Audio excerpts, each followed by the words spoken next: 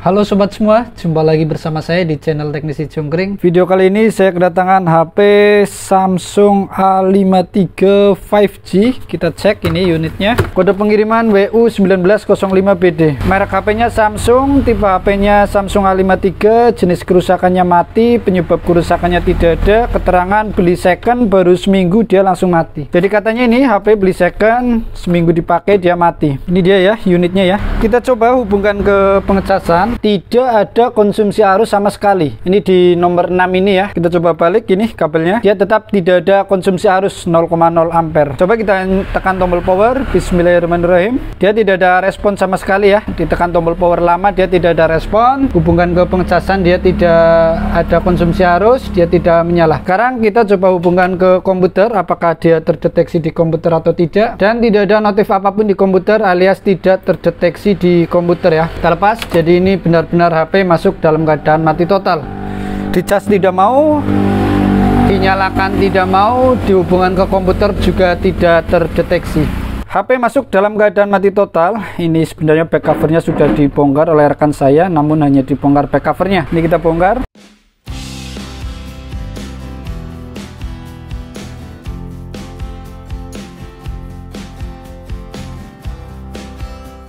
Ini kita lepas konektor baterainya. Oh, sepertinya sudah ada bekas solderan. Coba kita lihat dulu ini. Kita lihat dengan mikroskop. Ini di bagian mesin seperti sudah ada. Oh iya, bekas solderan ya. Mungkin pengukuran jalur feedback. Jadi ada indikasi ini sudah ada upaya perbaikan ya. Ada solderan di jalur feedback. Biasanya ini digunakan untuk melakukan pengecekan konsumsi arus. Jadi ada indikasi ini sudah masuk teknisi, sudah dilakukan pengecekan konsumsi arus dengan cara melakukan jumper pada jalur feedback. Oke, di sini saya akan melakukan pengecekan berdasarkan konsumsi arus juga, tapi saya tidak menggunakan jumperan ya. Tapi saya menggunakan kabel boot seperti ini. Kita cari kabel bootnya model Samsung A53, bentuknya seperti ini ya. Kita akan cari apakah kita punya. Ini dia ya. Ini kurang lebih sama. Ini kita bisa gunakan. Kita akan hubungkan ke konektor baterai seperti ini. Jadi kita tidak perlu melakukan jumper di titik jalur baterai kalau kita mempunyai kabel boot seperti ini ya. Berikutnya kita akan coba tekan tombol power sambil memperhatikan konsumsi arusnya. Kita tekan tombol power, dia ada naik konsumsi arus sekitar tidak sampai 0,1 ya, sekitar 0,05 ampere. Kemudian kita lepas tombol power, dia kembali turun. Kita ulangi, kita tekan tombol power, dia naik sekitar 0,05.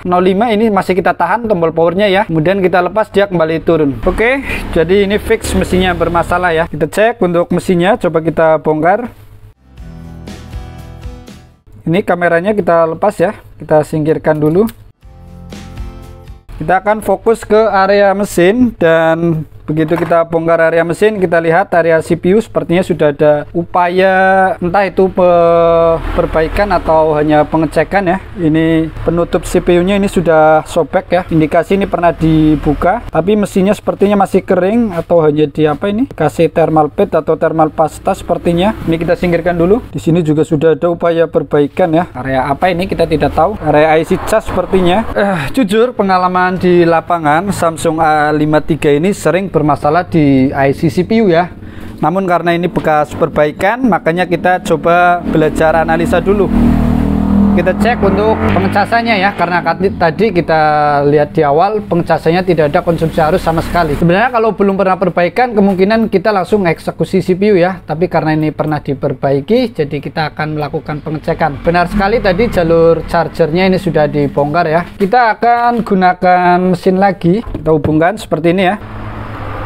Kemudian kita hubungkan pengecasan juga, karena tadi tidak ada konsumsi arus sama sekali. Saya curiga IC casnya juga sudah bermasalah karena bekas sudah dieksekusi. Kita akan buka bagian charger data. Kita lihat di sini, ini adalah area IC cas. Kita akan fokus di bagian charger data terlebih dahulu. Kita akan ukur. Yang pertama adalah di jalur VBus atau jalur tegangan input masuk dari pengecasan ya, berasal dari mesin bawah, itu kan dihubungkan ke ini namanya jalur VBus. Sini tertulisnya VBus OVP. Masuk ke sini akan kita ukur apakah VBusnya masih masuk atau tidak. Kita cek VBusnya ke sini masih ada tegangan 5,18 volt. Artinya ini jalur dari mesin bawah ini masih normal, mesin bawah normal masuk sampai ke sini. Kemudian kita cek juga di sini Ini setelah melewati IC OVP, dia masuk ke IC cas. Kita mengukurnya di kapasitor yang besar ini, coba kita ukur, dan dia juga masih masuk 5,1 volt ya.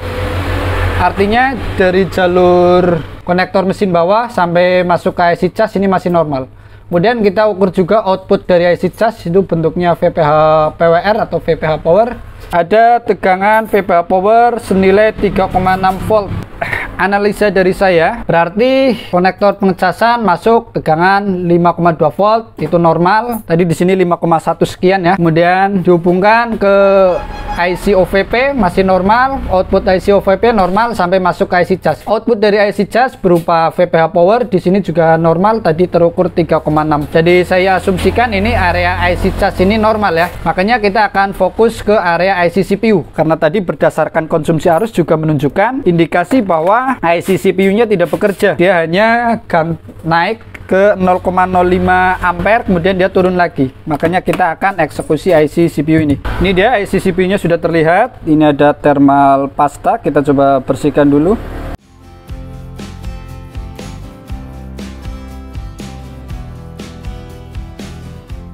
Di sini saya juga akan sedikit merusak kaleng ya. Bagian sini akan kita potong sampai sini. Karena dikhawatirkan nanti saat kita mengangkat IC CPU ini terbentur bagian tepinya, makanya ini akan kita rusak untuk proses pengangkatan IC CPU. Seperti ini ya penampakannya. Jadi kita hanya sedikit membuang kaleng di tepi sini supaya tidak mengganggu proses pengangkatan IC CPU nantinya. Baiklah, berikutnya kita tutupi juga ini area UFS, walaupun masih tertutup kaleng, tapi alangkah lebih baiknya kita tutup juga dengan ini, kita punya isolasi anti panas supaya UFS tidak kepanasan. Nanti jadi kerjanya 2 kali ya. Ini dia isi UFS sudah kita tutup dengan lakban anti panas. Berikutnya kita akan bersihkan, itu kan di tepi CPU itu sebenarnya ada lem ya. Ini harus kita bersihkan dulu. Kita gunakan blower, settingan panasnya 230, anginnya 100. Kita akan bersihkan lem di tepi IC CPU perlahan.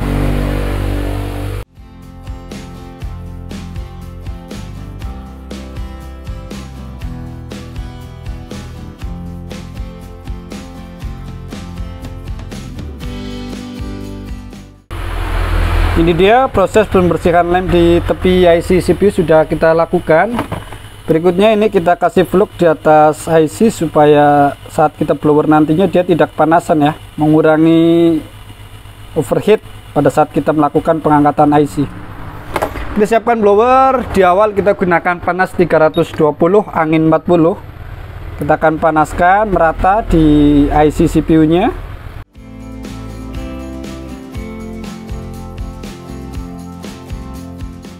Jika panas sudah merata, panas kita naikkan ke 365, anginnya masih di 40.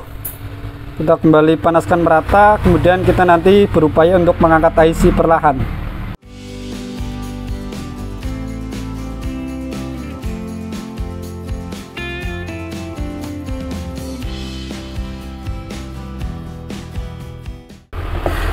Ini dia IC CPU sudah berhasil kita angkat ya.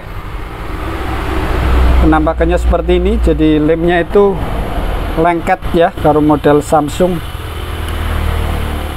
Ini CPU nya sudah terangkat. Kita akan coba bersihkan IC CPU. Aduh. Ini dia ya penampakan IC CPU nya. Kita kasih flux dulu.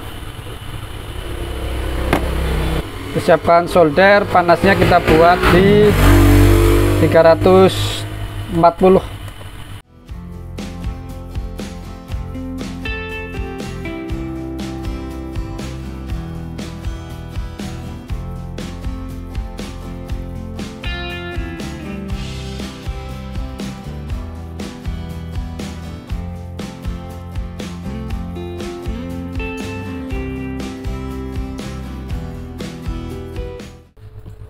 Ini dia proses pembersihan IC CPU, saya rasa sudah cukup ya.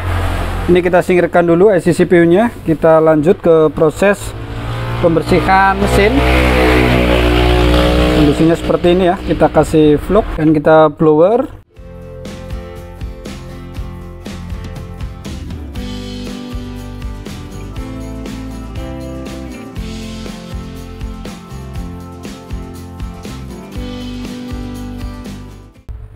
Ini kita gunakan solder harus sangat hati-hati ya, karena jalur di HP Samsung itu tergolong sangat rapuh.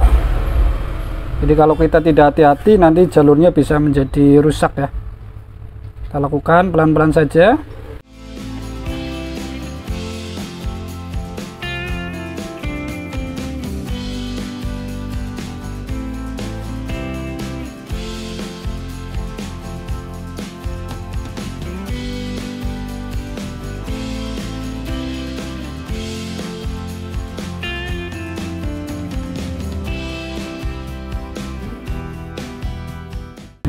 Ini dia proses pembersihan PCB, saya rasa sudah cukup ya. Kemudian mungkin ada yang bertanya, itu beberapa pin cukup banyak ya, kok pada hilang atau ompong ya. Kalau kita perhatikan di sini itu ada banyak sekali, di sini juga ada banyak. Tapi biasanya kalau jalur yang terlepas ini adalah jalur NC atau no connection. Kita lanjutkan dengan proses pencetakan IC CPU. Ini dia IC-nya yang tadi sudah kita bersihkan. Kita akan cek kode IC-nya. Kode IC-nya adalah Samsung 8825. Ini chipset Samsung ya, Exynos 8825. Apakah kita punya? Sepertinya kita punya ya. Ini E8825 akan kita gunakan untuk mencetak IC yang sedang kita kerjakan. Pencetakan kita gunakan blower, panasnya 320, angin 40. Kita blower perlahan merata. Baiklah, ini proses pencetakan IC saya rasa sudah cukup ya. Kemudian kita pasang ke mesin, dirasa sudah sesuai posisinya, baru kita blower. Untuk panas blower kita gunakan 320, anginnya 40. Kita blower perlahan. Baiklah, proses pemasangan IC CPU sudah selesai. Kita akan dinginkan dulu ini mesinnya. Mesin dirasa sudah cukup dingin. Ini dia, saatnya kita hubungkan kembali mesin ke power supply. Coba kita hubungkan. Dia tidak ada konsumsi arus ya. Dia artinya tidak ada konslet di jalur VBAT. Dan kita coba tekan tombol power. Oh, dia naik tinggi, naik turun. Wow, udah ada perbedaan di awal ya. Di awal dia hanya gantung 0,05. Sekarang kalau kita tekan tombol power, dia sudah naik melewati 0,2. Dia naik turun ya. Tanda bagus. Kita coba hubungkan mesin ke perangkat. Ini dia ya.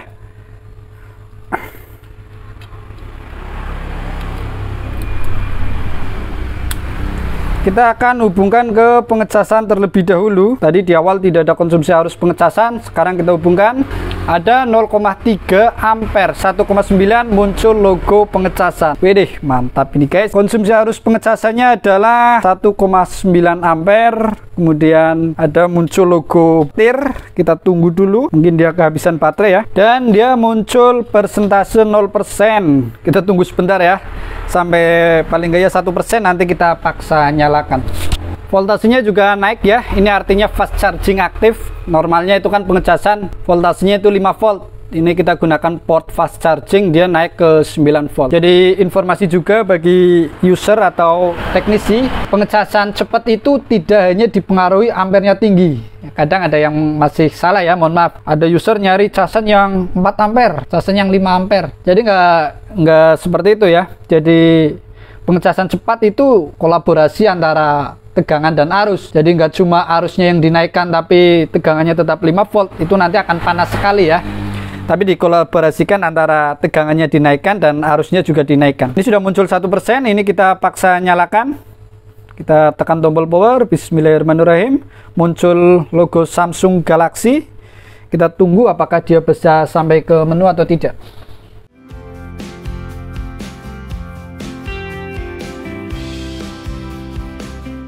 Dan alhamdulillah dia bisa sampai ke menu. Ini baterainya sudah 2%, namun ada pinnya ya. Nanti kita mintakan ke user pinnya guna untuk melakukan pengecekan fungsi. Jadi begitu cara memperbaiki Samsung A53 mati total. Jadi indikasi ini sudah dilakukan upaya perbaikan, di mana upaya perbaikannya adalah dia melakukan pengecekan di jalur pengecasan. Wajar sekali, itu adalah step yang benar kalau menurut saya. Karena tadi kita hubungkan pengecasan di awal itu konsumsi arusnya 0,0 ampere. Alias casnya itu tidak masuk ya. Kalau saya yang pertama mengerjakan juga kurang lebih pasti sama ya, akan mengecek ke bagian pengecasan terlebih dahulu. Sebenarnya itu pengecasannya masuk atau tidak, atau tegangan VBAS-nya itu bisa masuk IC cas atau tidak. Setelah kita cek ternyata tegangan IC casnya itu masuk, bahkan melewati IC OVP dia tetap masuk ke IC cas.